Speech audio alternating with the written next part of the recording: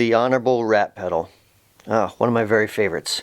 So, let's take some time to dive into the circuit a little bit and see what it's made of. See how it works, you know, in basic terms that everybody can understand. Because let's be honest, we're not going to do a math lesson here. So let's discuss that. We'll look at the schematic. We'll talk about why it does what it does, and let's go to it.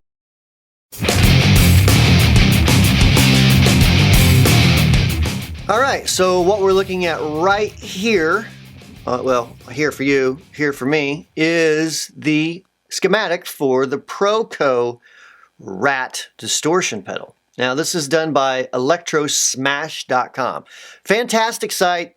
You can see the link up here. Just go to electrosmash.com and they have all different kinds of pedals that they dissect. Well, several different ones like, let's see, a Big Muff, a Boss Chorus, the DS1, a Crybaby, a Fuzz Face, a Tube Screamer, compression, a couple other things. Anyways, and a pickup too. Cool. So anyways, so on this particular pedal, we have several different stages. I would actually break this up a little bit more. I would probably have this called the input stage myself.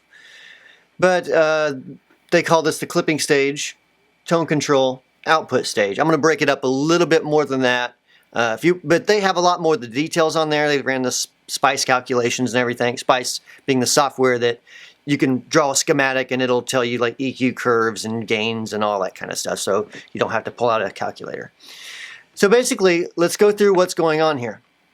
What we have, actually let's start at the power supply.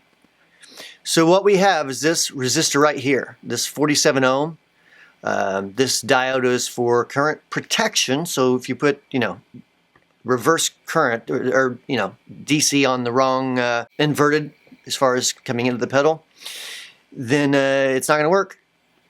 And if you run like an AC current through it, it's probably going to burn up this resistor and that diode at the very least. Anyways, so you go through this resistor R10, C11 and C12, see these capacitors going to ground here, this being a symbol of ground. Those are going to kind of clean up the power supply so it's not as noisy, get rid of some other junk that happens in high frequencies and stuff like that. So basically it makes it quieter.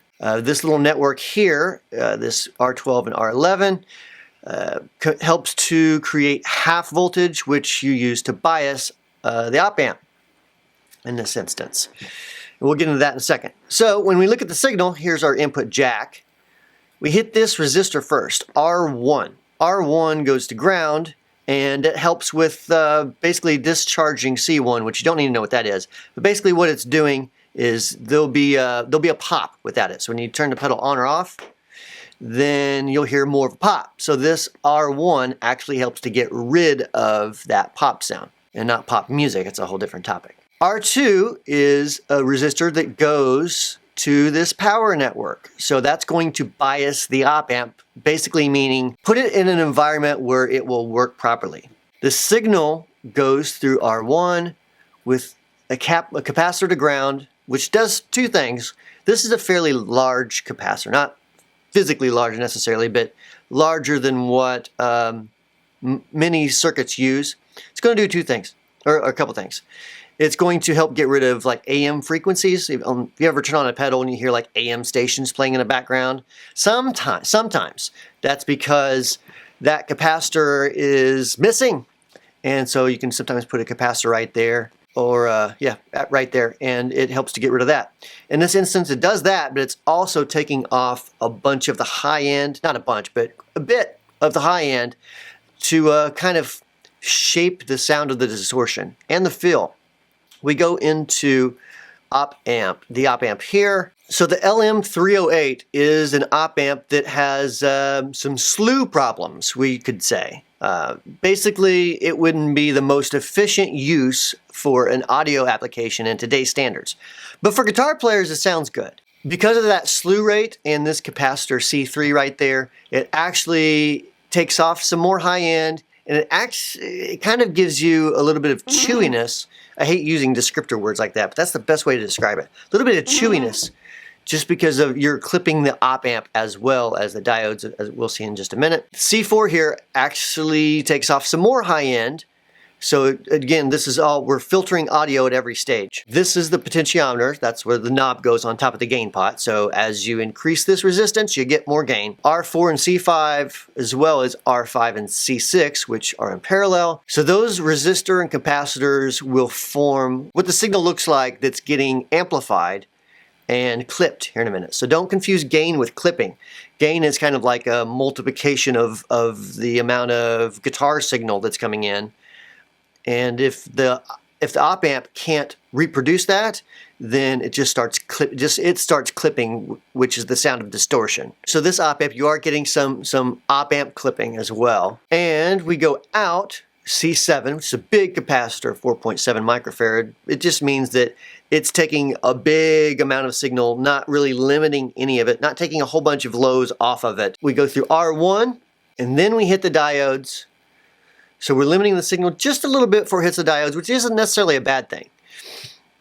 These diodes are clipping the signal in hard clipping fashion, which gives it more of a distortion feel versus an overdrive feel. So let me put it this way.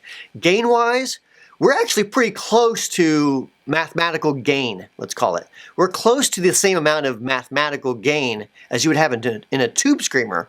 However, since it's clipped differently, it's going to completely sound different, as well as this type of op amp isn't nearly as efficient as the 4558 that the tube screamer uses. And not that the 4558 is a fantastic op amp, it's really not, but the 308 is less efficient as well if you're looking for high quality audio standards. So after it gets clipped, we go into the tone control.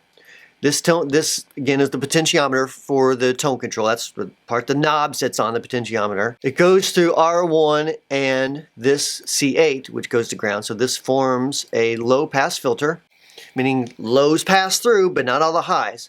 So as you increase this resistance, you're going to take off even more highs.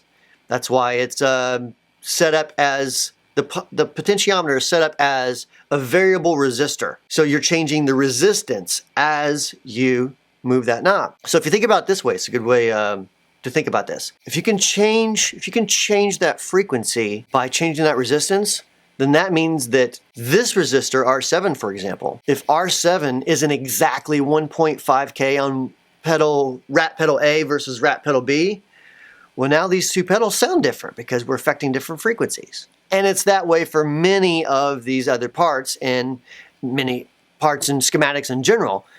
And that's what we talked about tolerances on tube screamers a couple videos ago.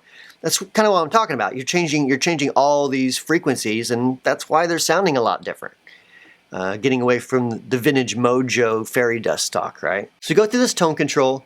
We hit another capacitor, so we're blocking a little bit more bass. Not a gigantic amount, but still some.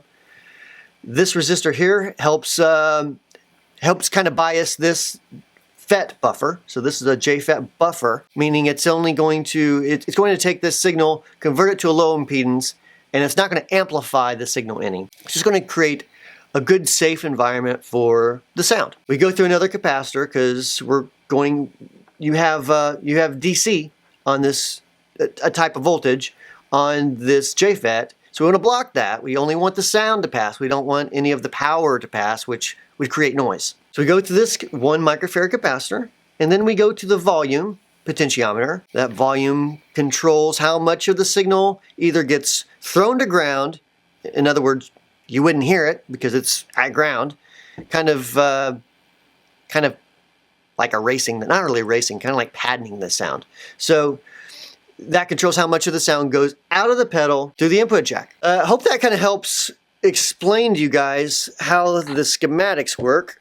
And I think if you look at this and kind of go through what I'm looking at, look at some other schematics, you can start to see some similarities. And then if you're a DIYer, you can start changing parts, modifying pedals that you may have if you can find the schematic, and experimenting and having fun, which is one of my favorite hobbies, and that's how I got into this business to begin with. So anyways, hope you guys enjoyed the video. Let me know in the comments below if you did. I enjoy making this stuff. Like I said, it's a a fun hobby for me. I'd rather do this than watch Netflix, in other words. So this is how I spend my time. So in the comments, let me know if you'd like to see some other pedals or some other videos on some pedals that I might be able to break down for you. Let me know if you like this type of stuff, because I exist purely to help you guys and, you know, make the world a better place. So thanks for watching. Make sure you're subscribed. If you're not subscribed, click the little bell, unless you don't want to be subscribed, then in which case that would be kind of pointless clicking the bell. And we'll see you in a couple days. Later.